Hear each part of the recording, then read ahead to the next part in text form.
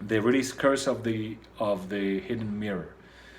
I think this is the first time in Blue Oyster Cult history that two consecutive records are so similar. Even the black and white albums that had kind of a good, fairly stable flavor or aspect to them, they weren't so similar to one another. So BOC is very distinct. You couldn't really put one song from it on the next. Well, actually, that exactly happened with the red and the black, but they replayed it, right? So if you would take one song as it is and put it in another album, it would feel out of place. With Curse of Hidden sorry, Curse of the Hidden Mirror, I haven't been drinking, and Heaven Forbid, they are very, very similar. You could mix all of the songs and then just randomly distribute them between the two records, and I think you would get pretty much the same result, or or fairly close to that. But anyway, again, both of them are decent albums. I don't hate them. They're not amazing, but they're good old Blue Oyster Cult coming now. So sort of Uriah Heep's 80s or 90s version compared to their history. It's kind of a similar take. The only difference is that they don't keep banging a new record out every other week like Uriah Heep seem to do. The Old Gods Return, good song, One Step Ahead of the Devil, Stone of Love, or Eye of the Hurricane. This is a good one. All the songs, good songs from the record, and good sounding record. So this is 98 and 01, and then they go into another big slumber, another on tour forever. Again, they may be disillusioned, or they think that records are not selling anymore after the digital era. I'm not really sure. Maybe they lost the contract, but they go again on being mostly known as a mostly live bands, and they play all kinds of venues from small bars to bigger festivals. And let's take a look what happens with Uriah Heep after their hibernation. Uriah Heep had kind of an uncertain future. They weren't so known on the live circuit as the Blue Oyster Cult. But then, in about 2006, the rumors started to come out that they're disbanding, and then they're having a new album. They don't have a new album. It came out that Lee Kerslake was unfortunately sick. It wasn't immediately known how bad the situation was, but the poor guy had cancer.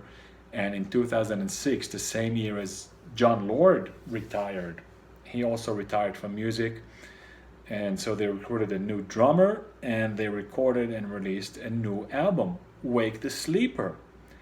And this one, in contrast with Raging Silence, was a banger. It came like with these hot sizzling riffs that I told you.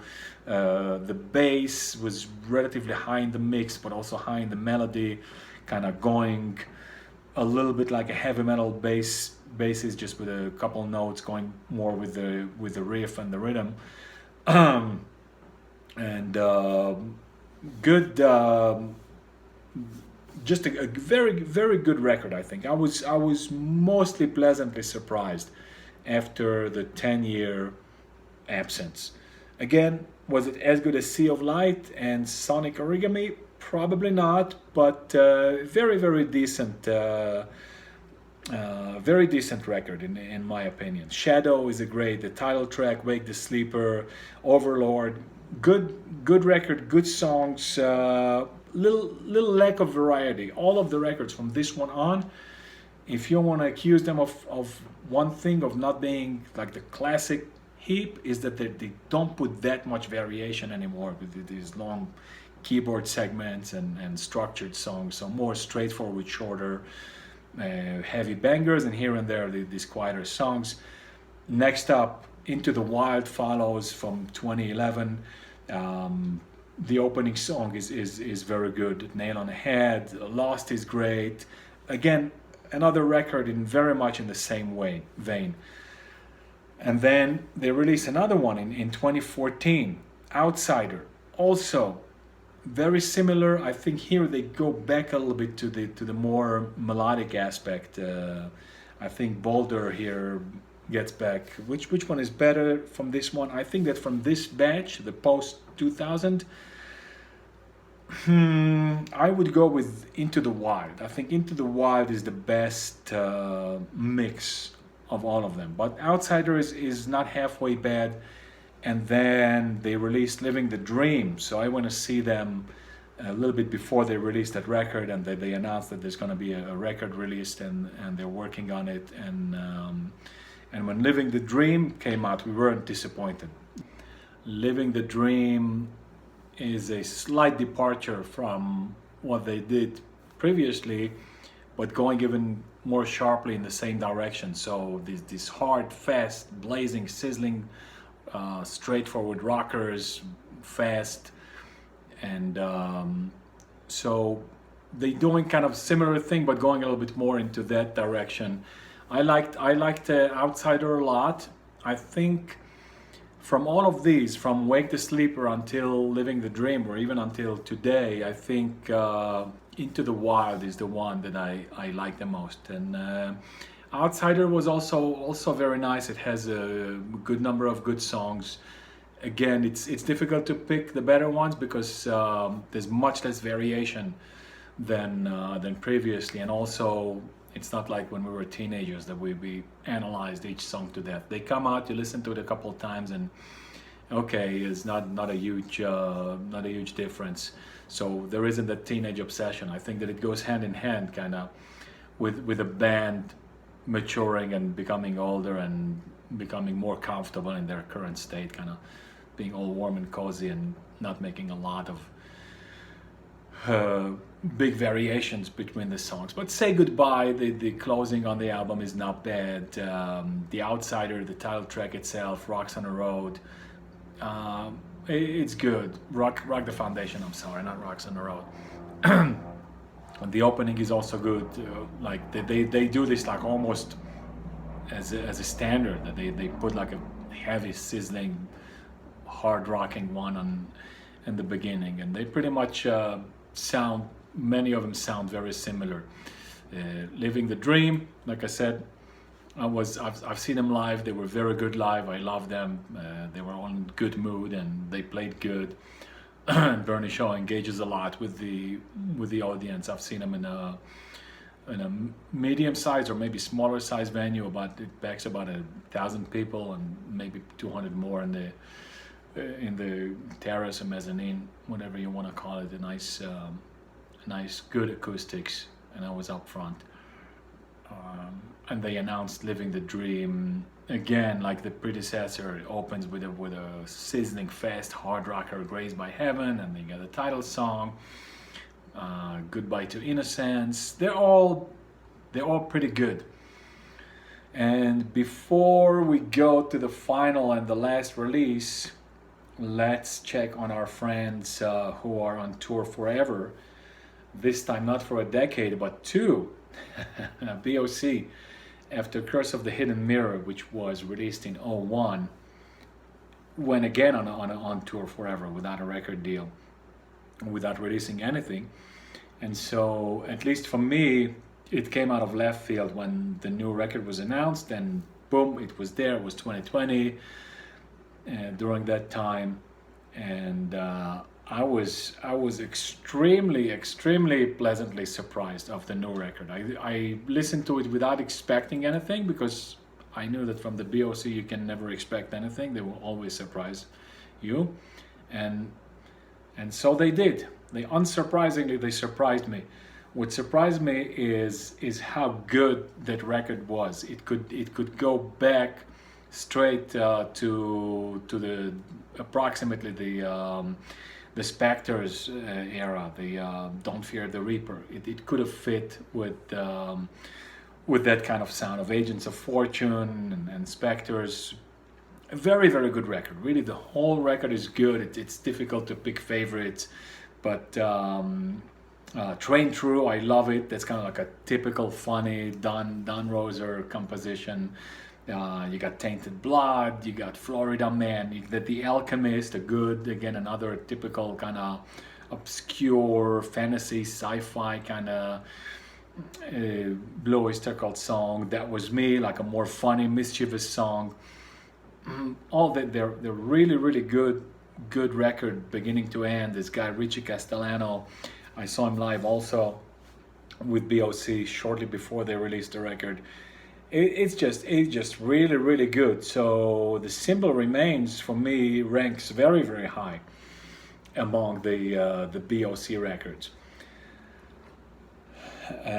which is kind of rare because typically so far in a band's career, their records don't sound so good and so easily suitable or fittable among many of their classics. Kind of like Priest with Firepower, but I think better, because Priest with Firepower came out with something fresh and new and rejuvenating and re-energizing, but I don't think you could put Firepower in any of their previous eras. Maybe it could fit in a little bit with Defenders, but not as much as Blue Öyster Cult. Like if this would have been released between Agents of Fortunes and Spectres, I think it would fit there. So people would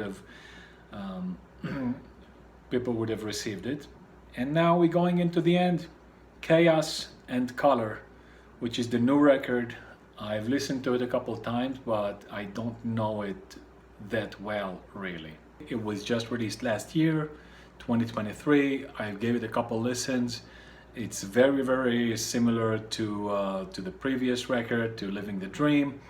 So I don't wanna mention individual songs yet because I don't know it that well. But it's if you wanna slice and dice the Uriah Heep history in smaller segments, then it's kind of together with the previous record, Living the Dream.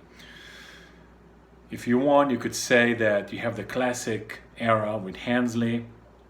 Of course, you can always be even more specific. You can have the first era until, let's just say, Sweet Freedom. That's the Hensley Byron big classic. But I think roughly it goes by decades. So you got the Bucks Hensley kind of classic era of 70 to 80, then 80 to 90 with Goldby and Shaw, and then the 90s again with Shaw, but a little bit of change, and then the 2000s. So before we go, let's do an album ranking for both bands. And again, this is my perspective. I totally understand and know that other people have other ideas, but for me, on the Uriah Heep side, number one, Firefly, absolute banger, the best. And strange and unusual as it may sound, to me it beats out even the classics of the classics. Then I'll go with Salisbury, Very Heavy, Very Humble, Demons and Wizards, Magician's Birthday, Look at Yourself. Okay, these are kind of no-brainers. I'll stick there Innocent Victim among the big classics, and Sweet Freedom. So that's kind of the top tier, super classic, greatest Uriah Heep. Next one, on a next tier or level, if you will, I will put Equator. Yeah, I know you might not like to hear that, but it's a record that's very near and dear to my heart. It was one of my first probably 5 Uriah Heep records that I bought, and I love it. The songs are great despite the kind of 80s production. Return to Fantasy, I love it. Barminog and Sea of Light, and maybe even Sonic Origami, kind of in a second tier. Very, very good, great Uriah Heep records, but not necessarily super classic or the creme de la creme like the first 6 or 7 that I mentioned. Then we said Sonic Origami will belong in the previous, in the number 2. So on third tier, I would say Into the Wild, which is very good. I think it's the best from the ones that were released in the 2000s. Into the Wild, Outsider, not all that difference from that much. Then I get Different World, which I didn't like so much, from the Bernie Shaw era. Living the Dream is pretty good, and then I would put Color and Chaos, even though I don't know it that much. or maybe Fallen Angel is above that. Okay, let's say that Fallen Angel is above Color and Chaos, then Color and Chaos, and then the bottom tier, the records that I outright don't like are Raging Silence, Conquest, and Wonderworld. Wonderworld is definitely the worst record.